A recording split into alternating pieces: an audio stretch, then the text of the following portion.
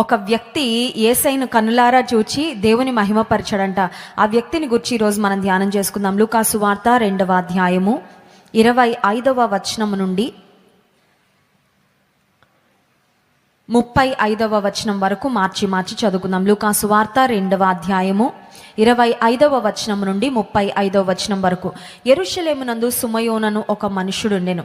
అతడు నీతిపరుడును భక్తిపరుడునై ఉండి ఇశ్రాయేలు యొక్క ఆదరణ కొరకు కనిపెట్టువాడు.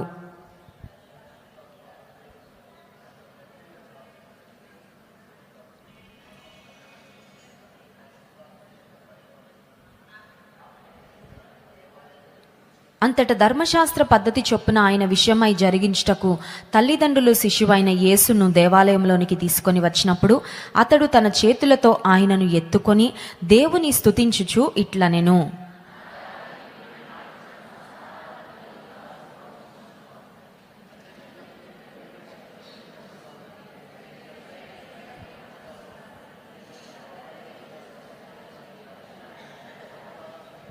యోసేపును ఆయన తల్లియు ఆయనను గూర్చి చెప్పబడిన మాటలు విని ఆశ్చర్యపడిరి.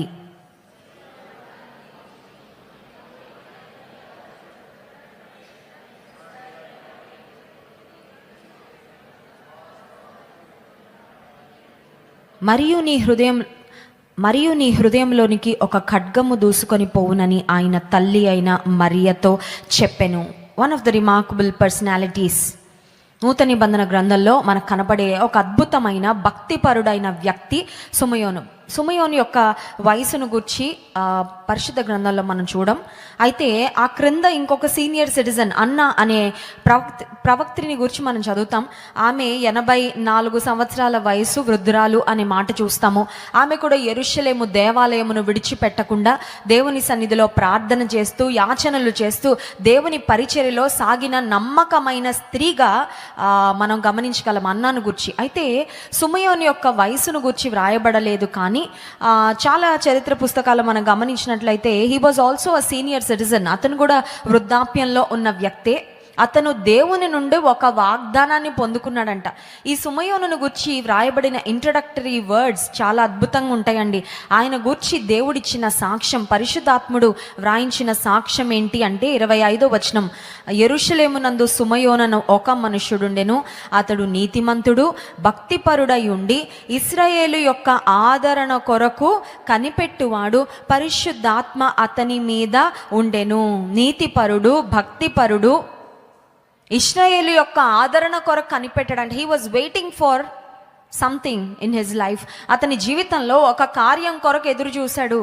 ఇశ్రాయేలు యొక్క ఆదరణ కొరకు అంటే అర్థం ఏంటంటే, ఇంకొక మాటలో చెప్పాలంటే మెస్సయ్య యొక్క రాక కొరకు కనిపెడుతున్న వారిలో సుమయోను కూడా ఒక ప్రాముఖ్యమైన వ్యక్తిగా మనకు కనబడతా ఉన్నాడు. అతని జీవితంలో అతని యాంటిసిపేషన్ దేని కొరకు కనిపెడతా ఉన్నాడంటే ఇశ్రాయేలు యొక్క ఆదరణ, మెస్సయ్య యొక్క రాక కొరకు ఎదురు చూస్తూ ఉన్నాడు. చూడండి, మనం కూడా యాంటిసిపేట్ చేస్తూ ఉంటాం. చదువుకున్న స్టూడెంట్స్, పిల్లలు దేని కొరకు కనిపెడతా ఉంటారంటే ఈ చదువులన్నీ ఎప్పుడు అయిపోతాయా అని కనిపెడతారు. అవును కదండి. మా చిన్నమ్మాయి ఒక రోజు అంటుంది, మమ్మీ నీకే హాయి, నువ్వు ఏ బుక్స్ చదవక్కర్లేదు, ఏ స్కూల్కి వెళ్ళక్కర్లేదు, మేము ప్రతిరోజు ఈ పెద్ద పుస్తకాల బస్తా మోసుకుంటా స్కూల్కి వెళ్ళాలి. అప్పుడు నేను చెప్పాను, అవన్నీ మాకు అయిపోయినాయి అమ్మ, ఆ భారాలన్నీ పడ్డాము, స్కూల్కి కాలేజీకి వెళ్ళి చదవడం అవన్నీ కూడా అయిపోయినాయి కాబట్టి ఇప్పుడు ఈ స్టేజ్కి వచ్చాం. చూడండి, చదువుకుంటున్న పిల్లలు ఈ స్టేజ్ ఎప్పుడు దాటిపోద్దా, ఈ బుక్స్, ఈ ఎగ్జామ్స్, ఈ టెన్షన్స్ ఇవన్నీ ఎప్పుడు అయిపోతాయి. ఆ తర్వాత దేని కొరకు కనిపెడతారంటే చదువు అయిపోయాక ఉద్యోగం కొరకు, మంచి ఉద్యోగం, మంచి ప్యాకేజ్తో మంచి ఉద్యోగం, నా డ్రీమ్ జాబ్ నాకు రావాలని కనిపెడతా ఉంటాం. సరే, అది కూడా వచ్చేసింది అనుకోండి, మళ్ళీ ఇంకో దాని కొరకు కనిపెడతాం. ఏంటది? పెళ్ళి కదండి. పెళ్ళి ఎప్పుడు జరుగుతుందా, ఎవరితో జరుగుతుందా, కనబడిన వారిలో వీళ్ళు ఎవరైనా నాకు సూటబుల్ మ్యాచ్ అవుతారా అని వెతికేవారు కూడా చాలామంది ఉంటారు. సరే, పెళ్ళి అయిపోయాక దేని కొరకు కనిపెడతారండి? పిల్లల కొరకు. దేవుడు ఎప్పుడు జ్ఞాపకం చేసుకుంటాడు, దేవుడు ఎప్పుడు గర్భఫలం ఇస్తాడు. సరే, అది కూడా అయిపోయింది. ఇప్పుడు దేని కొరకు కనిపెడతారు? పిల్లల చదువులు, పిల్లల ఉద్యోగాలు, పిల్లల పెళ్ళిళ్ళు, పిల్లలు అంతేనండి. మనవడు ఎప్పుడు పుడతాడు, మనవరాలు ఇంతే. అంటే జీవితంలో ఒక మాటలో చెప్పాలంటే we anticipate something at every stage of our life. జీవితంలో ఏ వయసులో మనం ఉన్నా, ఏ మరి పరిస్థితుల్లో ఉన్నప్పటికీ ఏదో ఒక దాని కొరకు ఎదురు చూస్తూ ఉంటాం. We look forward for something, we anticipate something. ఇప్పుడు సుమయోను భక్తిపరుడుగా, నీతిపరుడుగా, దేవుని ఎదుట యథార్థంగా జీవిస్తున్న వ్యక్తిగా కనబడుతూ దేని కొరకు కనబడుతున్నాడంటే ఆత్మ సంబంధమైన మెస్సియా యొక్క రాక కొరకు ఎదురు చూస్తున్న వ్యక్తిగా కనబడుతున్నాడు. ఇతని గురించి వ్రాయబడిన 3 శ్రేష్టమైన మాటలు మీకు జ్ఞాపకం చేయాలని ఆశిస్తున్నాను. మొట్టమొదటిగా ఏంటంటే ఆయన పరిశుద్ధాత్మ అతని మీద ఉందంట. చూడండి 25వ వచనం ఆఖరు భాగం. పరిశుద్ధాత్మ అతని మీద ఉంది. పాత నిబంధనలో అలాగే క్రొత్త నిబంధనలో ప్రాముఖ్యంగా అపోస్తల కార్యానికి ముందు అంటే 4 సువార్తలలో పరిశుద్ధాత్మని గుర్చిన ప్రస్తావన అక్కడక్కడ మనకు కనబడుతుంది. సో పరిశుద్ధాత్మ దేవుని గుర్చిన ప్రస్తావన మనకి ఎక్కడ కనబడుతుందో ఆ భాగాలలో ఒక కీలకమైన వాక్య భాగంగా ఇప్పుడు మనం చదువుకున్న 10 వచనాలు ఉన్నాయి అని నేను ఖచ్చితంగా చెప్పగలను.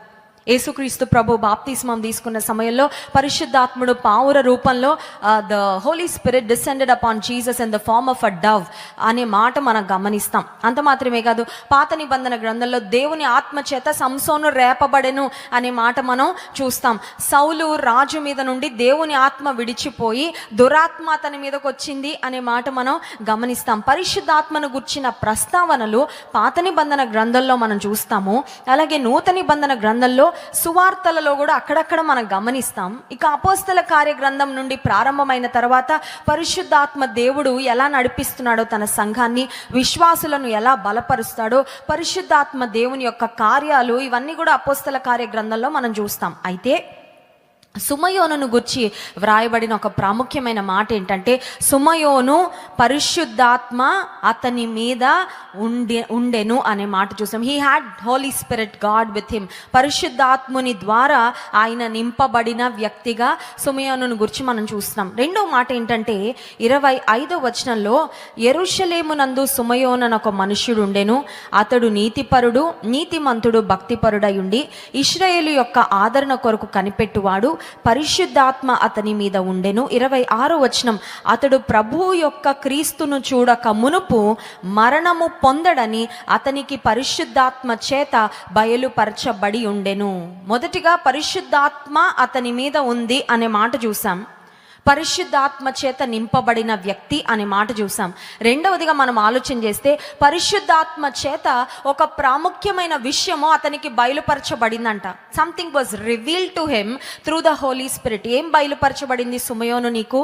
పరిశుద్ధాత్మ దేవుడు నీకేం బయలుపరచాడంటే రక్షకుని చూడక మునుపు, మెస్సియాను చూడక మునుపు మరణం పొందను అని దేవుడు అతనికి తెలియపరచాడండి. చూడండి, కొన్నిసార్లు కొంతమంది వృద్ధాప్యంలో ఉన్నవారు లేదంటే తల్లిదండ్రులు పెద్ద వయసుకు వచ్చిన తర్వాత అనారోగ్యానికి వచ్చిన తర్వాత ఆ కుమారుని కొరకు, కుమార్తె కొరకు ఎదురు చూస్తూ ఉంటారండి. దూరదేశంలో కుమారుడు ఉన్నాడు అనుకోండి, తండ్రి పడక మీద పడ్డారు, ఆ తర్వాత డాక్టర్స్ చెప్పారు చాలా క్రిటికల్ కండిషన్ అండి, బంధువులు రక్త సంబంధికులు ఎవరైనా ఉంటే వెంటనే పిలిపించండి, ఎందుకంటే ఈయన ఎక్కువ కాలం బ్రతకరని చెప్పిన తర్వాత ఒకవేళ కుమారుడు కనుక అమెరికా దేశంలో ఉంటే కుమారుడు వచ్చి తండ్రి చేతిలో చెయ్యి పెట్టి ఒకవేళ తండ్రి మాట్లాడలేని స్థితిలో ఉన్నప్పటికీ కుమారుడిని చూసిన తర్వాత తుదిశ్వాస విడిచారని ఇట్లాంటివి చాలామంది మాకు చెప్తా ఉంటారు. పరిచర్యలో ఆయా కుటుంబాలను దర్శించడానికి వెళ్ళినప్పుడు ఎలా జరిగిందండి ఈ సంఘటన, మీ తండ్రి గారు దేవుని రాజ్యానికి వెళ్ళక మునుపు ఆఖరిగా ఏమన్నా చెప్పారా అని కుటుంబీకులను అడుగుతా ఉన్నప్పుడు కొంతమంది ఏం చెప్తారంటే,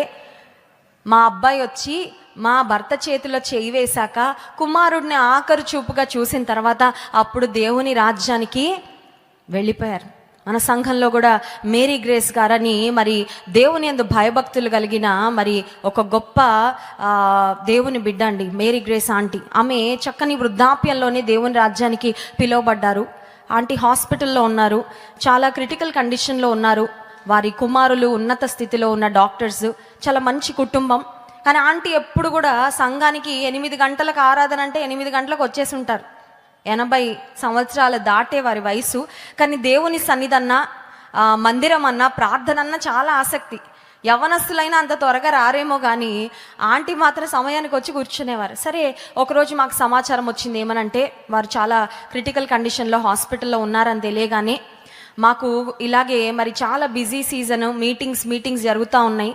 ఈ మీటింగ్స్ మధ్యలో జాన్ వెస్లీ గారు అన్నారు, అర్ధరాత్రి 11 దాటాకైనా సరే మనం వెళ్దాం హాస్పిటల్కి. పాస్టమ్మ గారు, జాన్ వెస్లీ గారు, మేము ముగ్గురము దాదాపు 11 దాటిన తర్వాత ఆంటీ చాలా అన్కాన్షియస్లో ఉన్నారు. ఎవరు వెళ్ళి మాట్లాడినా కూడా స్పందించట్లేదు. అలాంటి పరిస్థితిలో ఉంటే జాన్ వెస్లీ గారు అన్నారు, మనకి పగలు వెళ్ళడానికి మీటింగ్స్ వల్ల కుదరట్లేదు కాబట్టి అర్ధరాత్రి అయినా సరే వెళ్ళి ఆంటీ కొరకు ప్రార్థన చేద్దాము అని బయలుదేరి వెళ్ళామండి. హాస్పిటల్కి వెళ్ళిన తర్వాత ఐసీయూలో ఉన్నారు, మాట్లాడలేని స్థితిలో ఉన్నారు. నర్సులందరూ చెప్తున్నారు అసలు ఎవరితో మాట్లాడట్లేదండి, కుటుంబీకులు వచ్చి మాట్లాడదామని ప్రయత్నం చేసినా కూడా మాట్లాడట్లేదు. సరే, ఎప్పుడైతే జాన్ వెస్లీ గారు వెళ్ళారో ఆంటీ చేయబట్టుకోగానే అక్కడ నర్స్ చెప్తుంది, జాన్ వెస్లీ గారు వచ్చారమ్మా అనగానే ఎక్కడి నుంచి వచ్చిందో తెలియదండి, కళ్ళు తెరిచి చూశారు. కళ్ళు తెరిచి చూసి she was trying to speak something, ఏదో మాట్లాడడానికి ప్రయత్నం చేస్తూ ఉన్నారు. ఆ మాటలు మాకు క్లియర్గా అర్థం కావట్లేదు. కానీ ఒకటి ఏమన్నారంటే, దేవుడు నాతో ఉన్నాడు అన్నారండి. దేవుడు నాతో ఉన్నారు. హల్లెలూయా. మళ్ళీ అంత అన్కాన్షియస్ కండిషన్లో కూడా జాన్ వెస్లీ గారు వచ్చారు, పాస్టమ్మ గారు వచ్చారు అనగానే ప్రైజ్ లార్డ్ చెప్తున్నారండి. నిజంగా అక్కడ ఉన్న నర్సెస్ అందరూ ఆశ్చర్యపోయారు. ఇప్పటి వరకు ఎవరు మాట్లాడినా కూడా స్పందించని ఆమె దైవజనులు రాగానే ఆమెకున్న ప్రేమ, అటాచ్మెంట్ ఎంత గొప్పదంటే ఓపిక తెచ్చుకొని శక్తి కూడా కట్టుకొని షీ స్టార్టెడ్ టాకింగ్. మేము వచ్చేసాం, ప్రార్థన చేసి వచ్చిన తర్వాత ఆ తర్వాత కొద్ది గంటల తర్వాత మాకు వచ్చిన సమాచారం ఏంటంటే వారు దేవుని పిలుపుని అందుకొని దేవుని రాజ్యానికి వెళ్ళిపోయారు. చాలాసార్లు కుటుంబాలలో కొంతమంది ఆఖరు సమయంలో ఉన్నప్పుడు వారు ప్రేమించిన వారు వచ్చాక వారిని చూసి వారితో చెప్పాల్సిన మాటలు చెప్పి వారికి అప్పగించాల్సిన అప్పగింతలు అయ్యాక అప్పుడు వాళ్ళు they will rest in peace. కానీ సుమయోను తన జీవితంలో ఒక దాని కొరకు ఎదురు చూశాడు. కారణం ఏంటంటే పరిశుద్ధాత్మ ద్వారా ఆయనకు బయలుపరచబడింది. ఏమని బయలుపరచబడిందంటే ఆయన మెస్సియాను చూసే వరకు 26వ వచనం, అతడు ప్రభు యొక్క క్రీస్తును చూడక మునుపు మరణము పొందడని అతనికి పరిశుద్ధాత్మ చేత బయలుపరచబడి, మొదటిగా పరిశుద్ధాత్ముడు ఆయన మీద ఉన్నాడు అనే మాట చూసాము. పరిశుద్ధాత్ముని ద్వారా నడిపించబడిన వ్యక్తి అనే మాట చూసాం. రెండవదిగా పరిశుద్ధాత్మ ద్వారా బయలుపరచబడిన, పరిశుద్ధాత్ముని ద్వారా కొన్ని ప్రాముఖ్యమైన విషయాలు మరి అతనికి బయలుపరచబడ్డాయి అనే మాట కూడా మనం గమనిస్తున్నాం. దేవుడు బయలుపరిచే విషయాలు ఎలా ఉంటాయంటే భవిష్యత్తులో జరగబోయే, మనుషులు బయలుపరుస్తారు కొన్ని విషయాలు. మనుషులు కొన్నిసార్లు ఎంత చీప్ మైండెడ్గా ఉంటారంటే అండి, మనము బాగా క్లోజ్గా ఉన్నప్పుడు ఒకవేళ హృదయాన్ని తెరిచి మన జీవితంలో మన మైనస్ పాయింట్స్, మన యొక్క బలహీనతలు ఎవరికైనా చెప్పుకుంటే వారితో మనకి ఏ కారణం చేతో స్నేహం చెడిపోయిన తర్వాత మూడో వ్యక్తి దగ్గరికి వెళ్ళి ఏం చేస్తారో తెలుసా? పలానా వ్యక్తి ఇలాంటిదండి, పలానా వ్యక్తి అలాంటి వాడండి, వాళ్ళ కుటుంబం అండి ఇంత ఘోరం అండి, ఇంత నీచం అండి, ఇంత దౌర్భాగ్యం అండి అని బయలుపరుస్తారు. ఏం బయలుపరుస్తారంటే గతంలో జరిగిపోయిన చెడుగును బయలుపరిచి నీకున్న పేరుని పాడు చేయాలని ప్రయత్నం చేస్తారు. మనుషులు బయలుపరిచేవి అలా ఉంటాయండి. కానీ దేవుడు బయలుపరిచేవి ఎలా ఉంటాయంటే భవిష్యత్తులో జరగబోయేవి. దేవుడు భవిష్యత్తు ఎవ్వరికీ తెలీదు. ఎవరికైనా తెలుసా భవిష్యత్తు? జ్యోతిష్యులకు తెలుసా? జ్యోతిష్యులు బయలుపరిచారు తెలంగాణలో పాలిటిక్స్ గురించి కదండి, తెలంగాణలో రిజల్ట్స్ గురించి కొంతమంది జ్యోతిష్యులు వరుసగా బయలుపరిచేశారు. చాలామంది చూసారా మీరు? ఒకరు కాదు, ఇద్దరు కాదు, చాలామంది బయలుపరిచేశారు. ఒక్కరు బయలుపరిచింది కూడా అక్కడ జరగలేదు. ఎవ్రీథింగ్ జరిగిందంతా కూడా కాంట్రడిక్షన్లో జరిగింది. వారు ఎక్స్పెక్ట్ చేసిన దానికి, వారు చెప్పిన జ్యోతిష్యానికి ఎగ్జాక్ట్గా ఆపోజిట్ జరిగినట్లుగా మనం పాలిటిక్స్లో చూస్తున్నాం. భవిష్యత్తు ఎవరికి తెలుసు? దేవునికి మాత్రమే తెలుసు. భవిష్యత్తును గురించి బయలుపరచగలిగిన వారెవరంటే దేవుడే. హల్లెలూయా. పరిశుద్ధుని ద్వారా, పరిశుద్ధాత్ముని ద్వారా సుమయోనుకు బయలుపరచబడిందంట. దేని గురించి? క్రీస్తును గురించి, దేవుని గురించి బయలుపరచబడింది. ఆయన జీవితం ఎప్పుడు అంతమవుద్దో అది కూడా బయలుపరచబడింది. అందుకే భక్తులు కొంతమంది దేవుని సన్నిధిలో అద్భుతమైన ప్రార్థనలు చేశారు. మోషే చేసిన ప్రార్థన ఏంటంటే, దేవా మా దినములు లెక్కించుట మాకు నేర్పుము, మాకు జ్ఞాన హృదయమును కలుగచేయము. దేవుడు కొంతమందికి వారి అంతాన్ని గురించి బయలుపరిచినప్పుడు దేవుడు ప్రవక్తల ద్వారా పలికించిన మాటలు ఎలా ఉన్నాయి అని ఆలోచన చేస్తే, హిజ్కియాకు మరణకరమైన రోగం వచ్చినప్పుడు ప్రవక్త ద్వారా దేవుడు పలికించిన మాట, హిజ్కియాకి నీకు టైం అయిపోతుంది, ఇల్లు చక్కబెట్టుకో. భవిష్యత్తును గురించి దేవుడు ముందే ఒక హెచ్చరికగా చెప్పించినట్లుగా మనం గమనించగలం. ఇక్కడ సుమయోనుకి దేవుడు రివీల్ చేశాడు, పరిశుద్ధాత్మ దేవుడు రివీల్ చేశాడు. ఏమి రివీల్ చేశారంటే, సుమయోని యొక్క అంతం ఎప్పుడు ఉంటుందంటే, అది సడన్గానో అన్ఎక్స్పెక్టెడ్గానో అది జరగబోవట్లేదు, కానీ క్రీస్తును చూసిన తర్వాత అతడు మరణం పొందుతాడనే మాట అతనికి బయలుపరచబడింది. మూడవదిగా ఏంటంటే 26వ వచనం, అతడు ప్రభు యొక్క క్రీస్తును చూడక మునుపు మరణము పొందడని అతనికి పరిశుద్ధాత్మ చేత బయలుపరచబడి ఉండెను. ఆత్మవశుడై అతడు దేవాలయములోనికి, ఇప్పుడు ఆ రోజుల్లో సెల్ ఫోన్లు లేవు, ఇంటర్నెట్ లేదు, యూట్యూబ్ లేదు, latest news, breaking news, updates ఇవ్వడానికి ఏ టీవీ ఛానల్స్ కూడా లేవు. యేసుక్రీస్తు ప్రభువును మరియా యోసేపులు యెరూషలేములో దేవాలయానికి తీసుకొస్తున్నారు. ఎవరైనా చూడాలనుకుంటే పలానా ప్రాంతానికి రండి అని ప్రకటన చేసేవాళ్ళు ఎవరు లేరండి. కానీ దేవుడు మాత్రం ముందుగానే సుమయోనికి బయలుపరిచారు. ఏమనంటే, నీవు రక్షకుని క్రీస్తును చూడక మునుపు మరణం కావు అని. ఇప్పుడు యేసుక్రీస్తు ప్రభువును తల్లి అయిన మరియా యోసేపులు దేవాలయంలోకి తీసుకురాగానే పరిశుద్ధాత్మ చేత బయలుపరచబడి ఆత్మవశుడై దేవుని ఆత్మ స్వాధీనంలో ఉండి దేవాలయంలోకి అదే సమయంలో వచ్చాడంట. It was not a coincidence, అనుకోకుండా యాక్సిడెంటల్గా జరిగిన కార్యం అది కానే. ఒక మాట చెప్పమంటారు, ఒక దోమ కుట్టినా కూడా మనకు అది యాక్సిడెంటల్గా జరగదండి. ఎందుకంటే దోమల్ని తక్కువ అంచనా వేయడానికి లేదు. ఒక్క డెంగీ దోమ గుట్టి ప్రాణాలు కోల్పోయిన వారు ఎంతమంది ఉన్నారండి? నాకు తెలుసు కొన్ని కుటుంబాల్లో చిన్న బిడ్డలను డెంగీ వచ్చి కోల్పోయిన తల్లిదండ్రులు ఇప్పటికీ ఏడుస్తూ ఉన్నారు, ఇప్పటికీ బాధపడతా ఉన్నారు. ఒక్క దోమ గుట్టాలంటే కూడా అది యాక్సిడెంటల్గా జరగదండి. మన జీవితంలో ఏ చిన్న విషయం కూడా అనుకోకుండా ప్రమాదవశాత్తు అదృష్టవశాత్తు జరిగిపోయింది అని అనుకోవడానికి అవకాశమే లేదు. ఆ సమయంలో సుమయోను దేవుని ఆత్మతో నింపబడిన వాడై ఆత్మవశుడై దేవాలయంలోకి వచ్చాడంట. అంటే దేవునితో ఎంత దగ్గరగా జీవిస్తున్నాడో సుమయోను ఒకసారి మనం ఆలోచన చేయాలి. He was so close to God. దేవునితో అంత దగ్గరగా ఉన్నాడు కాబట్టి పరిశుద్ధాత్మ దేవుడు అతన్ని నడిపించాడు. ఒక మాటలు చెప్పాలంటే పరిశుద్ధాత్ముడు సుమయోనుని ఇన్స్పైర్ చేశాడు. Go into the temple, యెరూషలేములోని దేవాలయంలోకి వెళ్ళాయా ఇప్పుడు నువ్వు అని పరిశుద్ధాత్మ దేవుడు ఆ సమయంలో సుమయోను నడిపించిన కారణం చేత సుమయోను యెరూషలేం యొక్క దేవాలయంలోకి వచ్చాడు. రోమాపత్రిక 8వ అధ్యాయము 13-14 వచనాలు చదువుకుందాం. చూడండి, రోమాపత్రిక 8వ అధ్యాయము 13-14 వచనాలు. మీరు శరీరానుసారముగా ప్రవర్తించిన ఎడల చావవలసిన వారై ఉందురు, కానీ ఆత్మచేత శరీర క్రియలను చంపిన ఎడల జీవించెదరు. దేవుని ఆత్మచేత ఎందరూ నడిపింపబడుదురో వారందరూ దేవుని కుమారులై యుందురు. Whoever is led by the Spirit of God are the sons of God. దేవుని ఆత్మచేత ఎందరూ నడిపించబడతారో వారు దేవుని కుమారులు. మనల్ని చాలాసార్లు మన ఇమోషన్స్ డ్రైవ్ చేస్తాయి, అవునా కదా? పిచ్చి కోపం వచ్చిందండి, అందుకే అలా చేశానండి. మీరు జైల్లో ఉన్న వాళ్ళని వెళ్ళి ఇంటర్వ్యూ చేయండి. ఎందుకయ్యా అలా చేసావు? మంచోడివే కదా, నీకు అంత బ్యాలెన్స్గానే ఉంది కదా, మనస్సు బాగా పనిచేస్తుంది, ఉన్నత స్థితిలో ఉన్నావు, మంచి ఉద్యోగం చేస్తున్నావు, ప్రేమ కలిగిన వ్యక్తివే కదయ్యా, నువ్వు బాధ్యత కలిగిన వ్యక్తివే కదయ్యా, ఎందుకయ్యా భార్య తల బద్దలు కొట్టావు, భార్య ప్రాణం ఎందుకు తీసావయ్యా ఆ సమయంలో అంటే అతను చెప్పే మాట ఏంటంటే, కోపం చేత ప్రేరేపించబడి నా ఎమోషన్స్, నా భావోద్వేగాలను నేను కంట్రోల్లో పెట్టుకోలేక ఆ సమయాల్లో చేయాలనిపించింది చేసేసాను.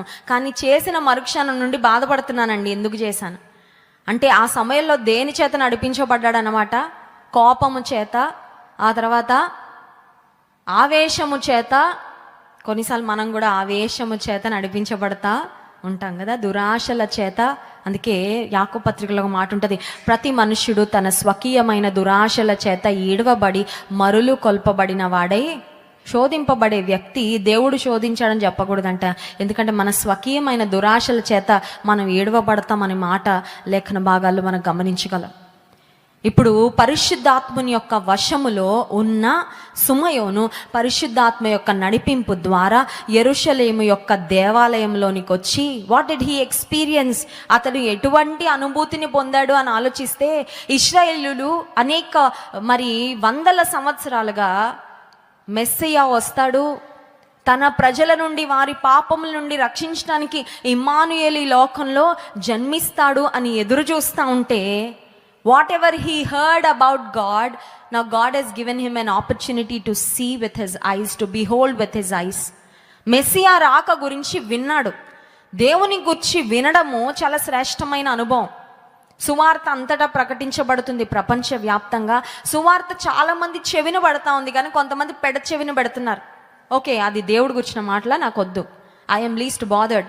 టీవీ ఛానల్స్ ఫ్లిప్ చేస్తూ ఉంటే సడన్గా ఏదన్నా వాక్యం గుర్చిన ఛానల్ ఎవరైనా ప్రేమైన దేవుని బిడ్డలారా అనగానే కొంతమంది వెంటనే ఛానల్ మార్చేస్తాను, ఎందుకంటే దేవుని బిడ్డనే కాదు, దేవుడు అంటేనే నాకు ఇష్టం లేదు. So I'm least bothered.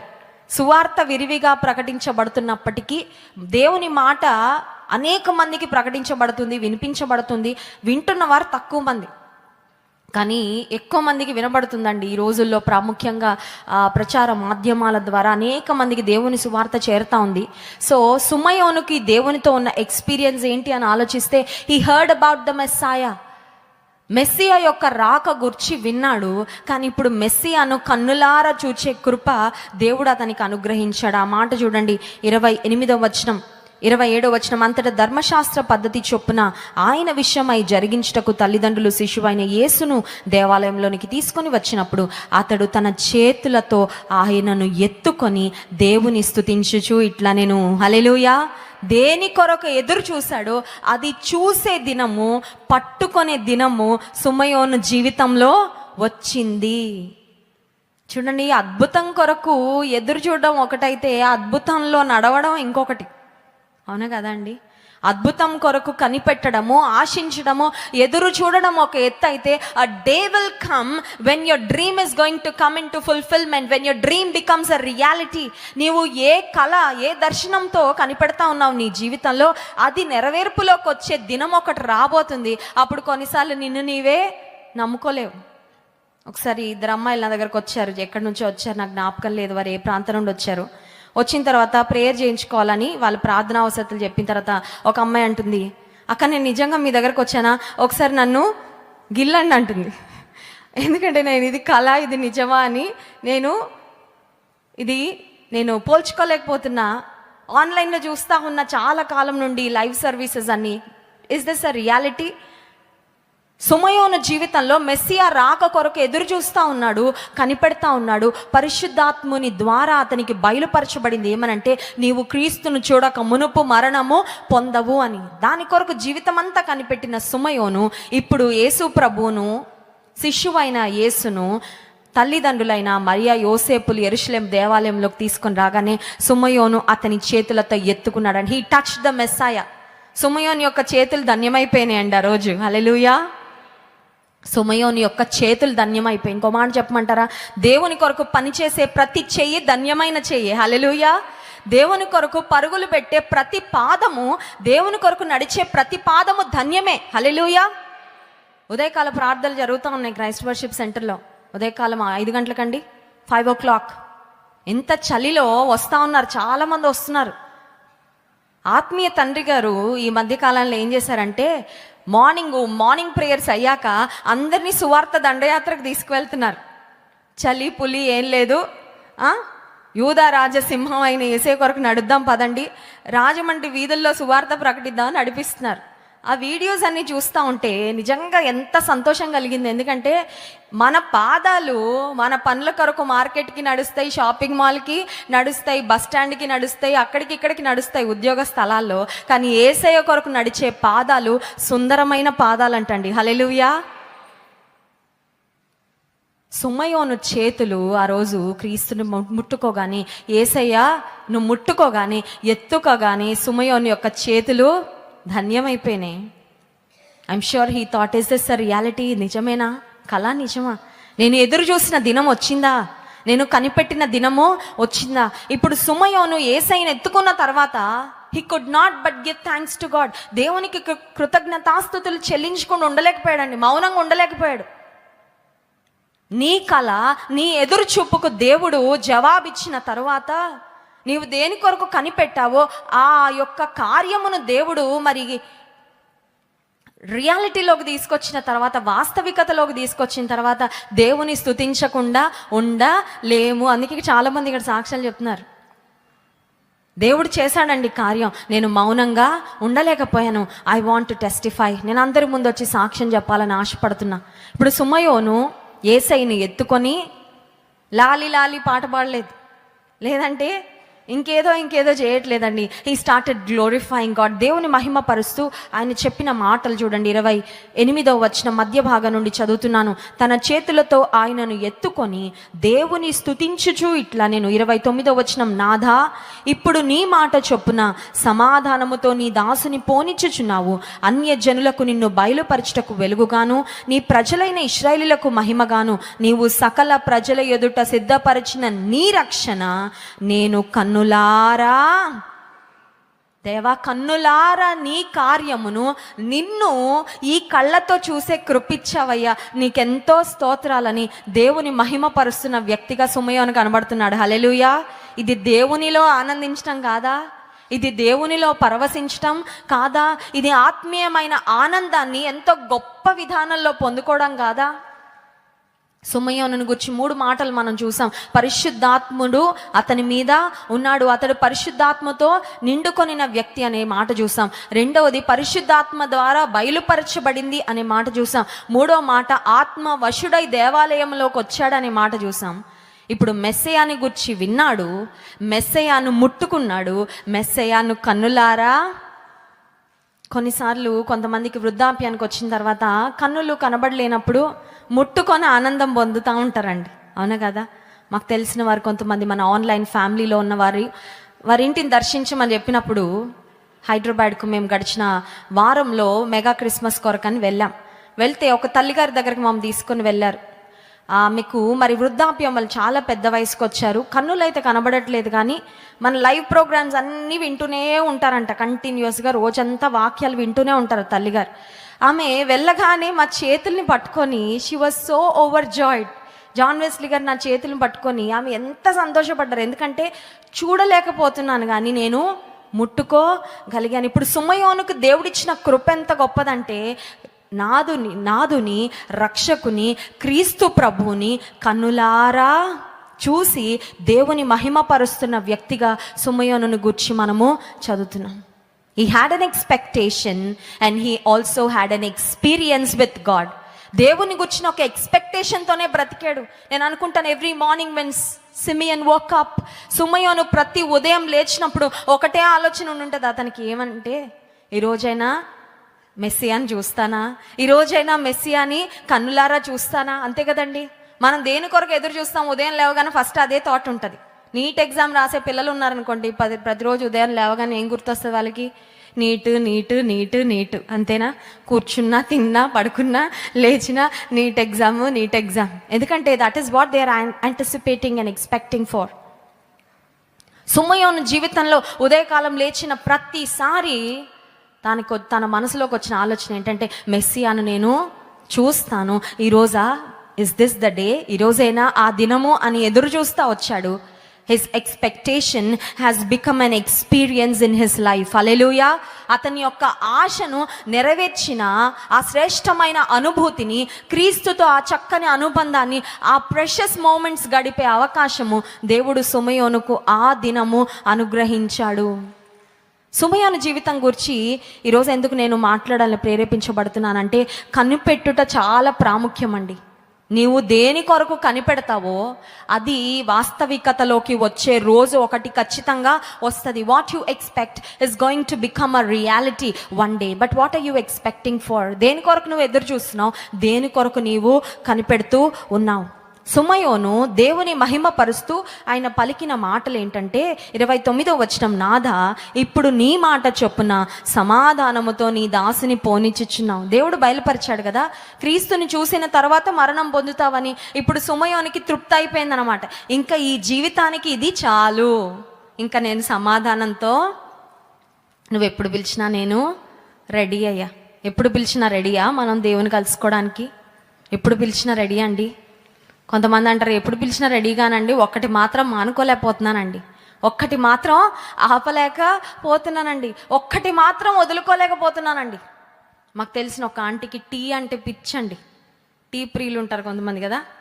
ఆమె ఒకరోజు ఏం చెప్పారంటే, ఏసై రాకడొస్తే అమ్మ నేను ఏసైని పర్మిషన్ అడుగుతా, ఒక్కసారి టీ తాగేసి వస్తాను ఏసై అని అడుగుతారంట. This too funny right. పరలోకంలో టీలు, కాఫీలు, మజ్జిగలు, లస్సీలు, ఆ తర్వాత ఇవేం ఉండవు కాబట్టి ఒకసారి తాగేది వస్తానయ్యానండి. అంటే something that she loves dearly, చాలా ఇష్టం. ఇప్పుడు సుమయోను తన జీవితంలో దేవుని సన్నిధిలో అంటున్నాడు, ఇక నేను సమాధానంతో నీ దగ్గరికి రావడానికి నేను సిద్ధమయ్యా, ఎందుకంటే నా ప్రార్థనలకు నెరవేర్పు వచ్చేసింది, నా ఎదురు చూపుకు ఒక ముగింపు వచ్చింది, నేను మెస్సియాను కన్నులారా చూశాను, నాకు ఇంతకంటే ఏమీ అక్కర్లా. I don't need anything else. నేను ఇంక దేని కొరకు ఎదురు చూడట్లా, నా ఎదురు చూపు ఫలించింది. ఇంకో మాట కూడా మాట్లాడుతున్నాడు చూడండి, 32వ వచనం. అన్యజనులకు నిన్ను బయలుపరచుటకు వెలుగుగాను, నీ ప్రజలైన ఇశ్రాయేలుకు మహిమగాను, నీవు సకల ప్రజల ఎదుట సిద్ధపరిచిన నీ రక్షణ నేను కన్నులారా. తన ప్రజలను వారి పాపము నుండి రక్షించును గనుక ఆయనకు యేసు అను పేరు పెట్టుదురు. యేసు అను మాటకు రక్షకుడు అని అర్థం. ఇప్పుడు సుమయోని ఇంతకు ముందు ఎప్పుడు కలవలేదండి. ఇంతకు ముందు గొల్లల్లాగా, జ్ఞానుల్లాగా, బాలుడైన యేసయ్యని ఇంతకు ముందు ఎప్పుడు చూడలేదు. కానీ సుమయోను మీద మరి సుమయోను ఎవరి చేత నడిపించబడుతున్నాడంటే పరిశుద్ధాత్ముని చేత నడిపించబడుతున్నాడు. కాబట్టి he was speaking the right things at the right time. సరైన సమయంలో సరైన మాటలు పలుకుతా ఉన్నాడు సుమయోను.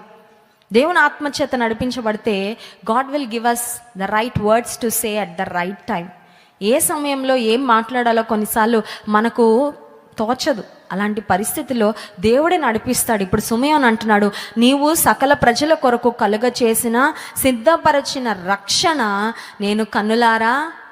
యేసయ్యను చూసి how cute, how adorable, how precious ఇలా అనట్లేదండి. మనమైతే ఏమంటాం, ఎంత క్యూట్గా మాకు ఇస్తారండి, మేము తీసుకెళ్ళిపోతాం, ఇలా అనట్లేదండి. సుమయోను అంటున్నాడు, బాలుడైన యేసయ్యను చూసి, దేవా నువ్వు సిద్ధపరిచిన రక్షణను నేను కన్నులారా, I see the saviour in this child, ఈ బాలునిలో నేను లోక రక్షకుణ్ణి చూస్తున్నాను, కన్నులారా నేను చూస్తున్నాను అనే మాటలు పలుకుతూ ఇంకొక మాట కూడా చెప్పాడు. 34వ వచనం.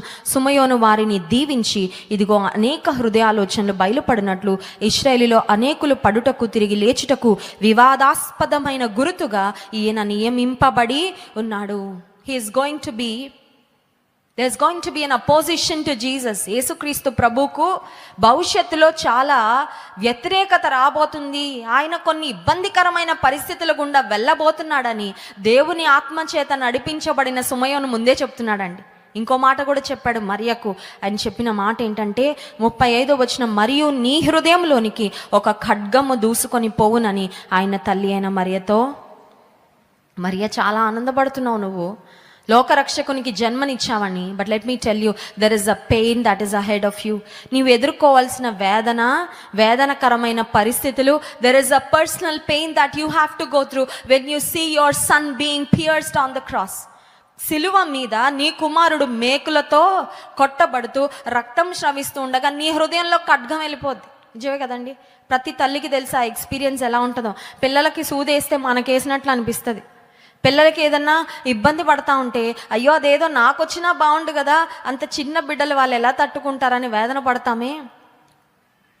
ఆమె జన్మనిచ్చిన లోకరక్షకుడైన యేసుక్రీస్తు ప్రభు క్రూరాతి క్రూరమైన విధానంలో సిలువ మరణం పొందుతూ ఉండగా కన్నులారా చూస్తున్న మరియ హృదయంలోనికి ఖడ్గం దూసుకు వెళ్ళింది. కానీ ఆ మాటలు దేవుడు ముందే ఎవరి ద్వారా చెప్పించాడంటే సుమయోను ద్వారా. Simeon was a man of God. దైవికమైన దైవజనుడండి సుమయోను. పరిశుద్ధాత్మతో నిండుకొనిన వ్యక్తి సుమయోను. దేవుని కార్యాల కొరకు ఎదురు చూసిన వ్యక్తి సుమయోను. ఆయన ఏ కార్యాల కొరకు ఎదురు చూశాడో ఆ కార్యాలను తన జీవితంలో వాటి నెరవేర్పును కూడా స్పష్టంగా చూసి దేవుని మహిమపరిచిన వ్యక్తిగా సుమయోను మనకు కనబడుతున్నాడు. తీతు పత్రిక 2వ అధ్యాయము 12-13 వచనాలు ఒకసారి చదువుదాం. తీతు పత్రిక 2వ అధ్యాయము 12-13 వచనాలు. మనము భక్తిహీనతను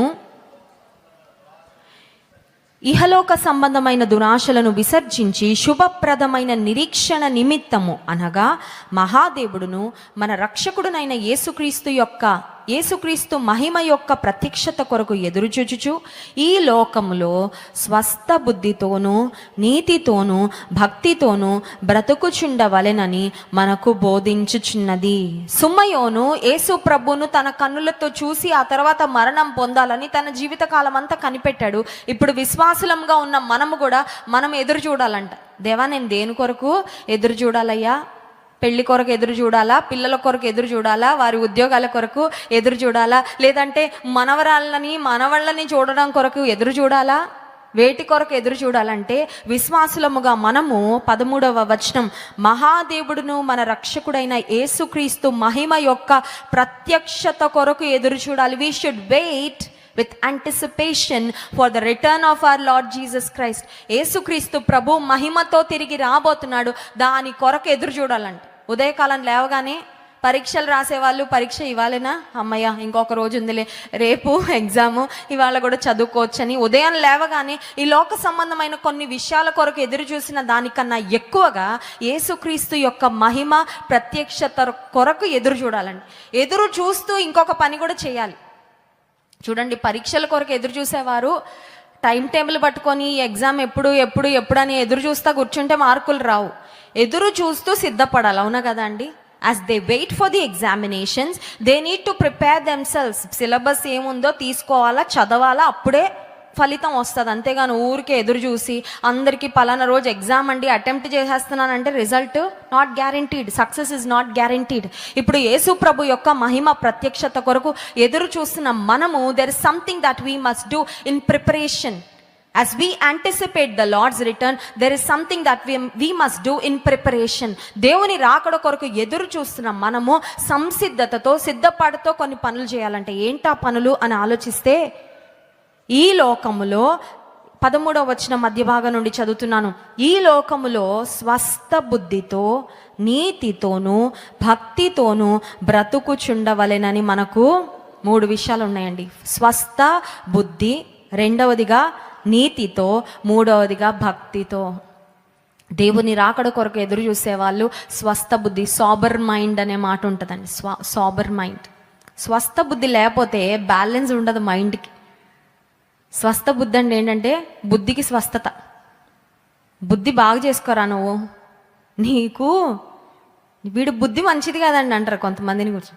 బుద్ధి బాగానోళ్ళు ఎంతమంది చెప్పనివ్వండి, కుక్క తోక వంకరలాగే ఉంటుంది, అవునా కదండి? మీలాంటి వాళ్ళు ఎవరో కుక్క తోక డిజైన్ మేకింగ్ మారుద్దామని ఓ పెద్ద కర్ర తీసుకొని దానికి కట్టారంట, కుక్క తోకని కట్టి 24 గంటలు ఉంచారంట. విత్ ది ఎక్స్పెక్టేషన్ దాట్ ఆ తోక వంకరగా కాకుండా స్ట్రైట్గా అది మళ్ళీ వంకరే అయిపోయిందంట. ఎందుకంటే that is how it is. బుద్ధి మారాల, స్వస్థ బుద్ధి.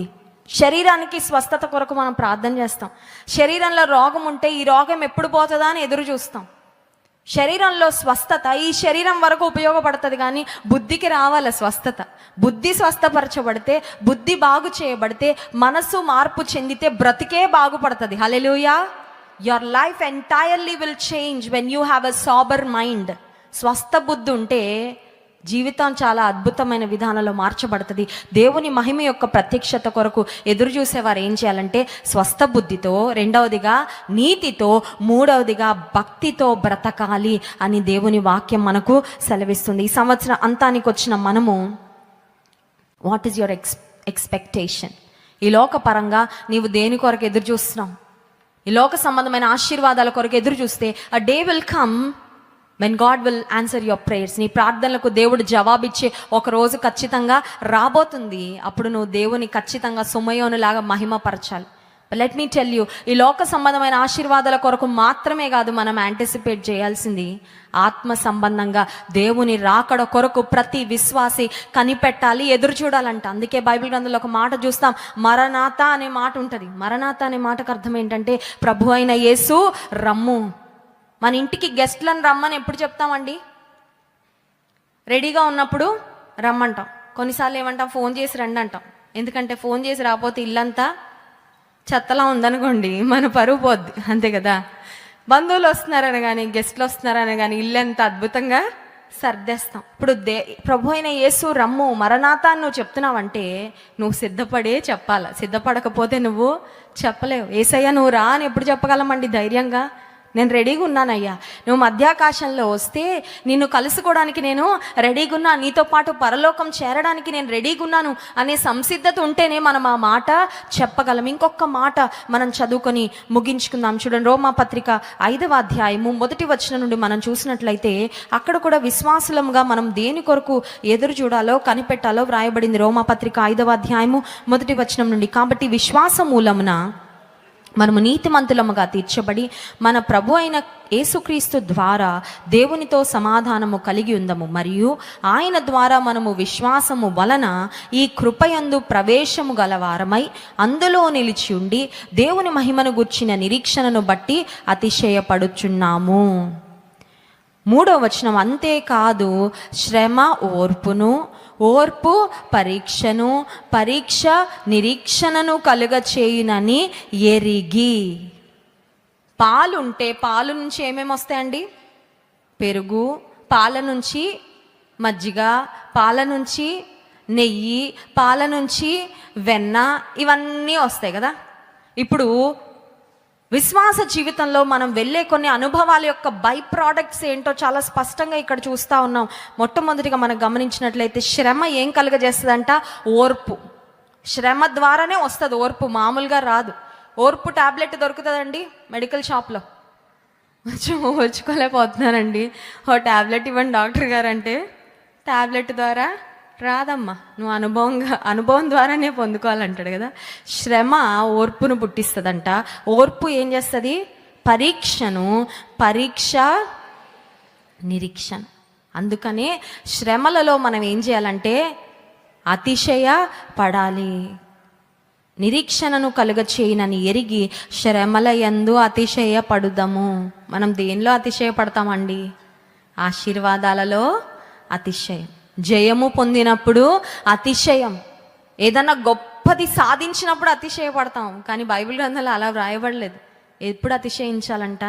శ్రమల యందే అతిశయించాలి. ఎందుకంటే శ్రమలే మనము విశ్వాసంలో మెరుగుపెట్టబడడానికి మనకి ఉపకరిస్తుంది, సహాయం చేస్తుంది. నా జీవితంలో నేను ఖచ్చితంగా చెప్పగలనండి, నన్ను దేవుడు నలుగగొట్టిన ప్రతి అనుభవము నన్ను విశ్వాసంలో ఇంకా బలపరిచింది. నేను ఎక్కువ గ్రో అయింది ఎప్పుడంటే నా శ్రమల్లోనే.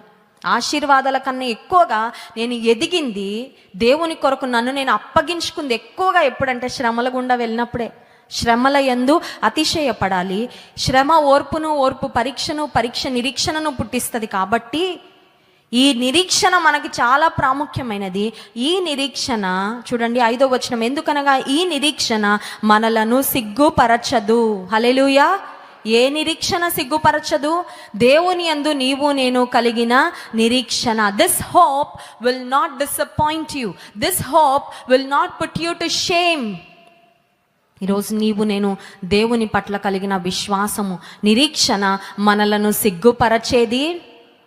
కొన్నిసార్లు మనుషులు కావాలని సిగ్గుపరుస్తారేమో, కొన్నిసార్లు మనుషులు కావాలని బాహాటంగా ఒక పబ్లిక్ వేలో నిన్ను అవమానపరచాలని ఒక ప్లానింగ్ వేసి నిన్ను అవమానపరుస్తారేమో, కానీ దేవుని యందు నీవు నేను కలిగి ఉన్న నిరీక్షణ మనలను ఎన్నడూ సిగ్గుపరచద్దు. నీవు నమ్మగలవా? నేను నమ్ముతున్నానయ్యా, నేను నీ యందు కలిగిన నిరీక్షణ నన్ను సిగ్గుపరచదు అని నువ్వు చెప్పగలిగితే నువ్వు ఎన్నటికీ సిగ్గుపడవు. హల్లెలూయా. ఎందుకంటే ఆయన సిగ్గుపరచడండి. ఆత్మీయ తల్లి గారు ఒకసారి దైవజన్ జాన్ వెస్లీ గారికి, షెకినా గ్లోరీ గారికి, పాల్ గారికి ఫీజు కట్టలేని పరిస్థితి అంట. సేవలోకి వచ్చిన తర్వాత ఆర్థికంగా సమస్యలు ఎదుర్కొంటా ఉన్నప్పుడు ఫీజు కట్టలేని పరిస్థితిలో ఒకరోజు ఏడుస్తున్నారంట. రాత్రి దేవుని సన్నిధిలో మోకరించి, ప్రభా పిల్లలకి స్కూల్ ఫీజు కట్టలేకపోతున్నాను, ఇప్పుడు స్కూల్ నుంచి ఫీజు కట్టకపోతే ఏమవుతుందండి? ఊరుకుంటారా? నోటీసులు, ఫోన్లు, లేదంటే ఎవరో ఒకరు వచ్చి కట్టాలి కట్టాలి కట్టాలి అంటూ ఉంటారు. కొన్నిసార్లు స్కూల్లో కూడా పిల్లల్ని ఇబ్బంది పెడతారు, బయట నిలబెట్టడమో పనిష్మెంట్ ఇవ్వడం. సమయంలో తల్లిగారు ప్రార్థన చేస్తూ ఉంటే దేవుడు మాట్లాడాడంట. దేవుని స్వరం వినబడింది ఆత్మీయ తల్లి గారికి. ఏమనంటే, నేను కేంద్రంలో ఉన్నానమ్మా, నీకు సహాయం చేయకపోతే నాకే సిగ్గు అన్నాడంట దేవుడు. హల్లెలూయా. నువ్వు సిగ్గుపడితే నేను సిగ్గుపడినట్టే. నిన్ను అవమానానికి గురి చేస్తే అది నేను అవమానపడినట్లే. ఎందుకంటే నా బిడ్డలు అవమానపడితే నాకు కూడా అవమానమే కదా. నేను అలాంటి స్థితిలో మిమ్మల్ని ఎప్పుడూ విడిచిపెట్టను. వాగ్దానం ఆ రోజు దేవుడు చేసిన తర్వాత నుంచి ఎప్పటికప్పుడు బిఫోర్ టైమే ఫీజు కట్టడానికి దేవుడు ప్రొవిజన్ ఇచ్చాడండి. హల్లెలూయా. సమయానికంటే ముందే ఫీజు కట్టడానికి దేవుడు పంపించాడు వనరులు. ఎందుకు ఈ మాట చెప్తున్నానంటే, ఈ నిరీక్షణ మనలను సిగ్గుపరచదు.